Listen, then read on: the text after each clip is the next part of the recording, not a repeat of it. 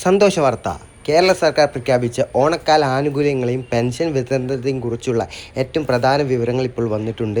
പ്രധാന കാര്യങ്ങൾ നോക്കിയാൽ പെൻഷൻ വിതരണമാണ്. സാമൂഹ്യ സുരക്ഷാ ക്ഷേമനിധി പെൻഷൻ ഗുണഭോക്താക്കൾക്ക് ഓഗസ്റ്റ് സെപ്റ്റംബർ മാസങ്ങളിലെ പെൻഷൻ തുക 2 ഘട്ടങ്ങളിലായി ലഭിക്കും.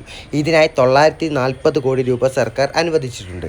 ഇനി ആശ്വാസകിരണം പദ്ധതിയാണ്. അതായത് കിടപ്പ് രോഗികളെയും ഭിന്നശേഷിക്കാരെയും പരിചരിക്കുന്നവർക്കുള്ള പ്രതിമാസ ധനസഹായം 600 രൂപയിൽ നിന്ന് ഇപ്പോൾ 1000 രൂപയായിട്ട് ഉയർത്തിയിട്ടുണ്ട് സർക്കാർ.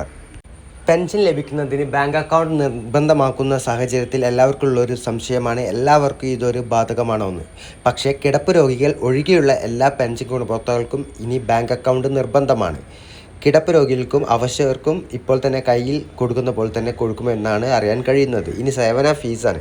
പെൻഷൻ വീട്ടിലെത്തിക്കുന്ന സഹകരണ സംഘ ജീവനക്കാർക്ക് സർക്കാർ ഇൻസെൻറ്റീവ് നൽകുന്നുണ്ട്. അതിനാൽ ഗുണഭോക്താക്കൾ യാതൊരുവിധ ഫീസും നൽകേണ്ടതില്ല.